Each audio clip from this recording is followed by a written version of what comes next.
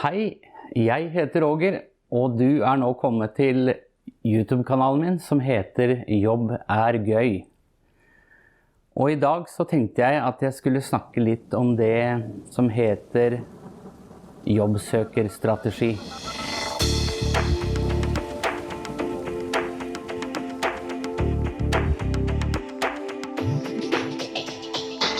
Og det som forbauser meg litt, og kanskje også ganske mye, at mange av de som jeg snakker med, når jeg spør dem, har du noe strategi? Har du noe jobbsøkerstrategi? Og da svarer veldig ofte de jeg spør, nei, jeg har ikke det. Og det forbauser meg litt. Fordi jeg tenker at det bedre å ha en plan, altså selv om det skulle være en, ikke dårlig plan, men at det en plan som ikke så veldig gjennomtenkt, så det bedre å ha en plan enn å ikke ha en plan når du går ut og skal søke jobb. Og det som jeg har vært opptatt av nå i det siste, det å kunne ha en smidig plan. Og det et uttrykk som brukes mye i IT-verden, og det heter agil. Og det betyr smidig. Så derfor kaller jeg egentlig jobbsøkerstrategien for agil jobbsøkerstrategi. For jeg tenker at det noe som ikke fungerer, ikke sant? Blir du ikke innkalt til intervju, får du ikke noe positive svar, så det kanskje noe som feil i strategien din, eller mangel på strategi. Og det en serie med filmer som jeg har sett ganske ofte. Det en gjeng som kalles for Olsenbanden. Du har sikkert hørt om dem hvis du har sett på norsk TV. Og Olsenbanden den består av en gjeng av litt sånn eldre karer, småforbrytere. Og lederen i gjengen, han heter Egon Olsen. Og filmene begynner alltid med at han kommer ut fra fengselet. Og kommer sammen med gutta i gjengen og sier, jeg har en plan.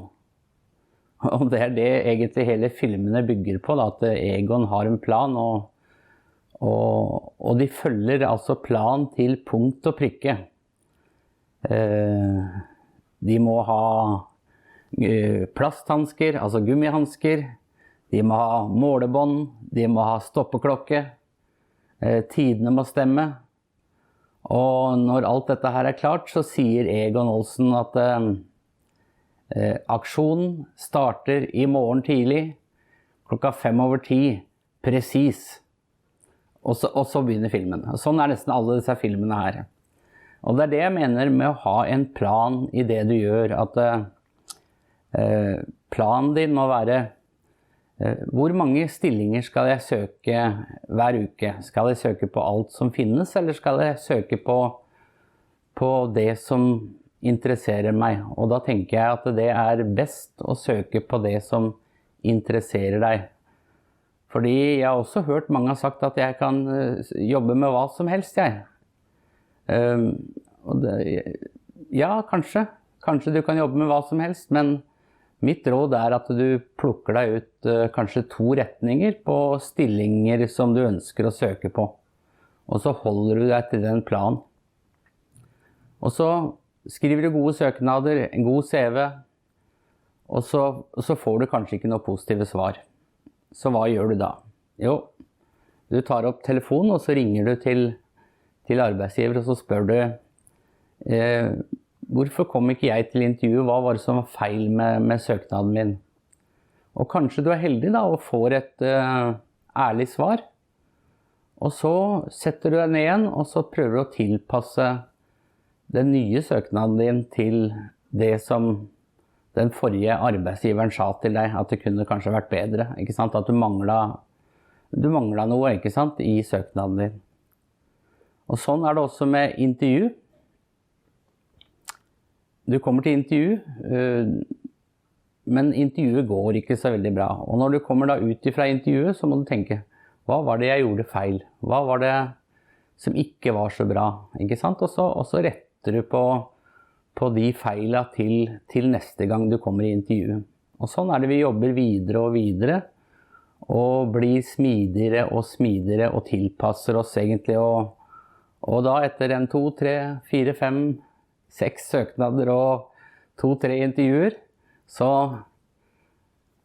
er jobben i boks, ikke sant? Det er det jeg tror da, ikke sant? Og det er også sånn som jeg har opplevd selv for mitt eget vedkommende.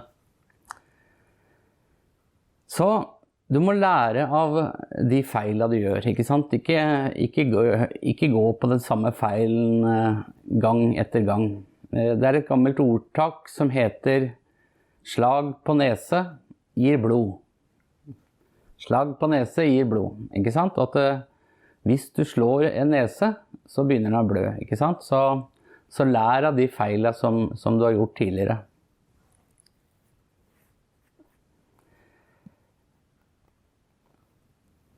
En annen ting som jeg også synes er veldig viktig da, er at når du er i den prosessen som du er, i den jobbsøkerprosessen, så spør om hjelp. Spør om noen kan hjelpe deg, lese gjennom søknadene, gi deg tips og råd. Også når du skal til intervju, gi deg tips og råd der, og kanskje øver intervjuet med deg, ikke sant? Så jeg har tenkt litt på dette her, og hvem er det du går til når du er syk? Hvem er det du går til da? Jo, du går til legen. Ikke sant? Du går til legen. Og hvem er det du går til når du har vondt i tennene dine, altså tannverk? Hvem er det du går til da? Jo, du går til tannlegen. Du gjør ikke sånn som de gjorde i gamle dager, at de gikk til smeden for å få trekt deg tann. Nei, du går til tannlegen.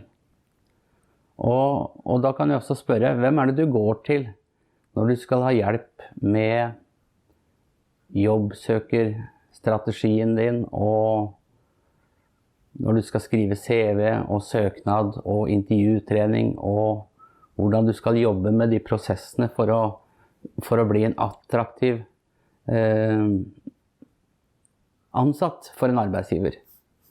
Jo, du går til meg, eller du går til en karriererådgiver, ikke sant?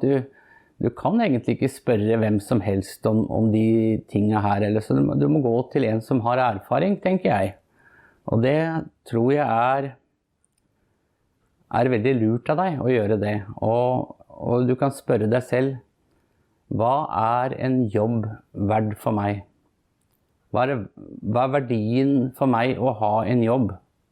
Og da kan jeg tenke meg at den har ganske stor verdi, og du kan gå til en profesjonell karriererådgiver, sånn som meg, og tenke at du kanskje skal få det gratis, men ingenting, altså du går ikke til tannlegen og regner med at det er gratis, og du går heller ikke til legen og regner med at det er gratis, eller til en fysioterapeut, eller kiropraktor, eller en fagmann da, ikke sant? Eller en fagkvinne.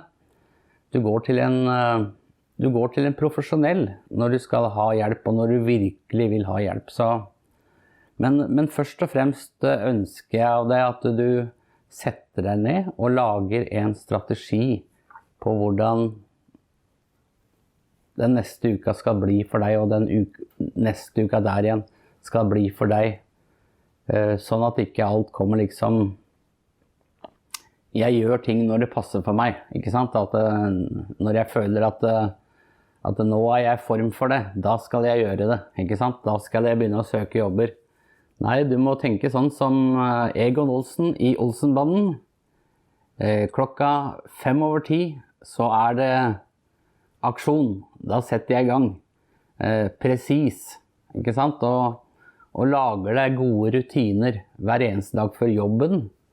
Den er jeg sikker på betyr veldig mye for deg, og ikke bare for deg kanskje, men også for familien din, og mannen din, og kona di, og barna dine, og det hele tatt for din egen selvfølelse også. Det å ha en jobb å gå til, tjene dine egne penger, kunne ha frihet til å reise på ferie. Den gode følelsen av det å ha en jobb. Så sett i gang. Sett deg ned. Skriv på et lite papir, på en blokk. Hva er din jobbstrategi? Når skal du stå opp om morgenen? Når skal du begynne å skrive søknaden? Men søk på de jobbene som interesserer deg. Ikke søk på hva som helst. 2 retninger, og så setter du i gang. Og så søker du jobb, og så søker du den hjelpa som du trenger for å skrive en god søknad og en god CV. Så jeg ønsker deg masse lykke til med jobbsøkerstrategien. Sett i gang, begynn å lage planer nå i dag. Når du ser den videoen her, begynn å skrive ned hva du skal gjøre for å få deg jobb. Så Roger i Jobb er gøy. Ha det riktig bra og masse lykke til.